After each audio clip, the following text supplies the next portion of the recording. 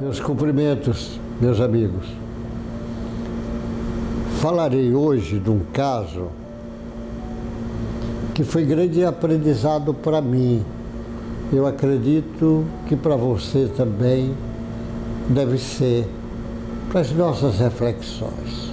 Nesses casos eu chamo sempre a atenção, vamos aprender, abrir o leque abrir a nossa mente para aprender. Nós temos que estar sempre aberto para aprender e para amar. Aprender e amar é algo muito importante. Os espíritos chamam a atenção disso. O Allan Kardec faz questão de dizer: primeira instrução, amai-vos; segunda, instruí-vos. Então esse caso aconteceu assim, numa reunião de desobsessão.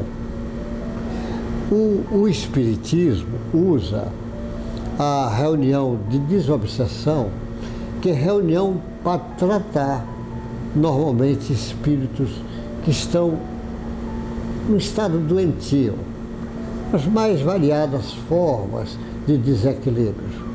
Porque se existe doentes aqui, tem doentes também do outro lado.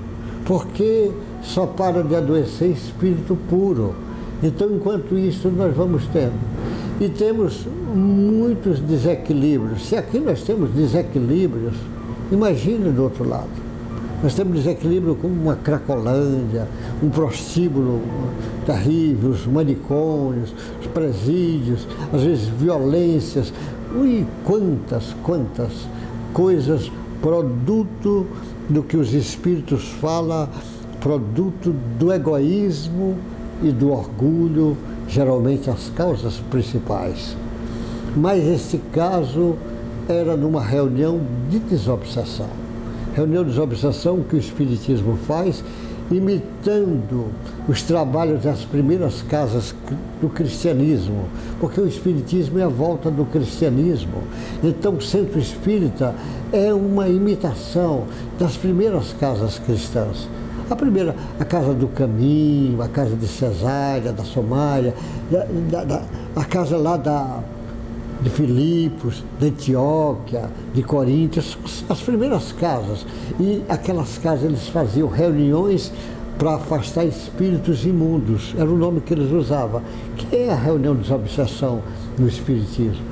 Como eles faziam a reunião de profetização, reunião mediúnica no Centro Espírita, eles faziam reuniões de curas, o Espiritismo faz isso. Eles faziam reuniões de estudos, lendo aquelas anotações do Mateus, o Espiritismo faz isso, lendo as obras do Allan Kardec, ligada com o Evangelho do Cristo.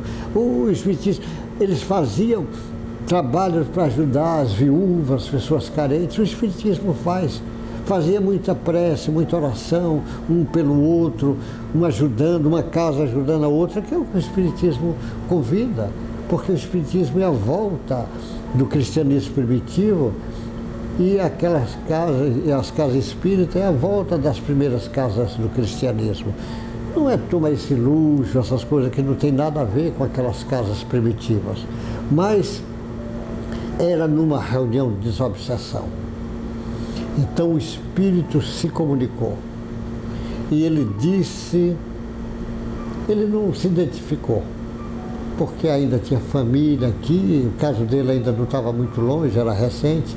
Ele apenas falou que ocupava um cargo alto no governo.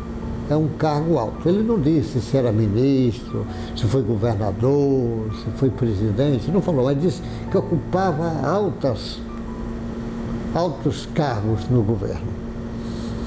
E não disse também que governo foi, nem se era ligado a algum partido político, não falou nada, apenas disse que ocupava.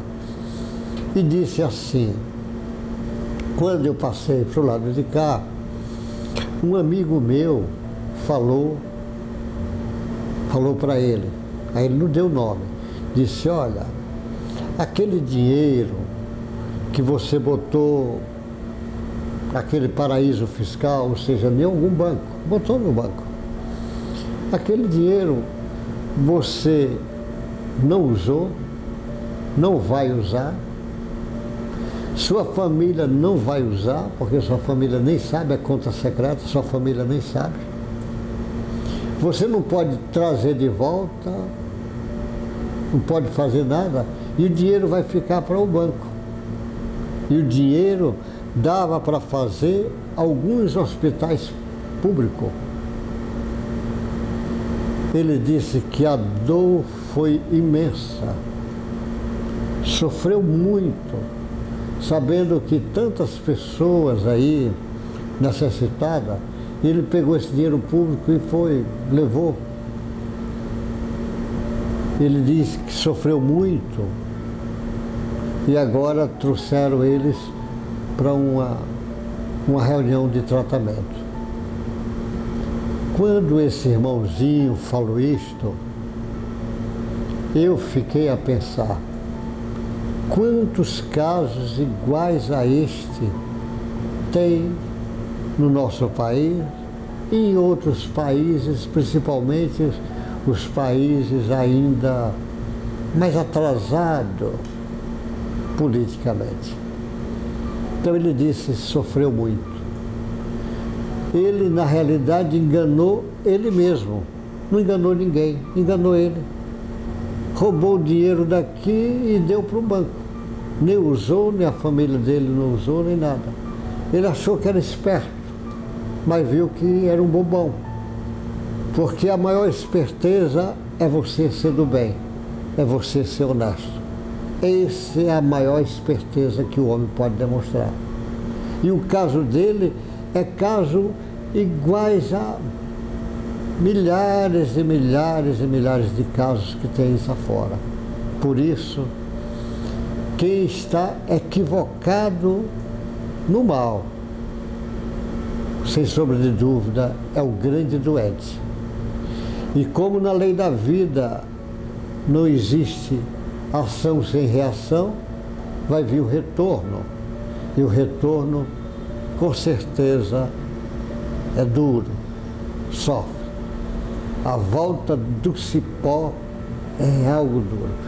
Eu gosto de usar esse tema, volta do cipó, que a gente, quando era pequeno, criança, o Brasil era mais rural, as cidades eram pequenas, eu sou do interior, a cidade era pequena e tinha muitas fazendinhas ali em volta da cidade e muito mato, muita catinguinha, e os meninos iam correndo, morava numa região seca, os meninos tudo correndo sem camisa, de shortzinho, pé descalço, todo mundo correndo, brincando, e aí a gente passava, tinha o cipó, e você quando passa o cipó, você passa aqui o cipó, você leva o cipó na frente, mas o cipó vai lá atrás e volta, com toda velocidade bate nas costas. E bate, o cipó faz isso, talvez alguns que estão assistindo já teve isso. Você leva o cipó no peito, ele volta e ele volta com tudo nas costas. Então, a volta do cipó arde para danar. Quando batia nas costas, a gente chega e colhia de ardor, ficava às vezes aquela marquinha vermelha lá da volta do cipó. Às vezes, um camaradinha desse que abusou, tá tudo bem no abuso. Mas e a volta do cipó arde para danar, mas o cipó vai voltar. Então, mais cedo ou mais tarde, ele vai ter que ajeitar essas posições. E ajeitar posições é dura. Então, por isso, quando você vê um político corrupto, lógico, ele precisa ser punido, como todas as pessoas corruptas precisam, mas em vez de você ficar destilando ódio, tenha compaixão, porque a justiça será feita e é mais fácil ter compaixão, porque realmente aquela pessoa está precisando de compaixão.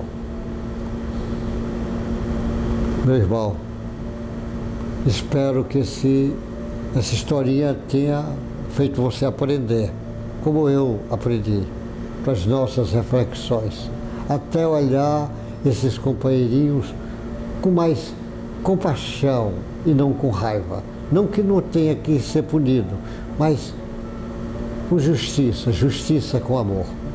Que Deus te guarde e boa sorte. Até o próximo encontro nosso.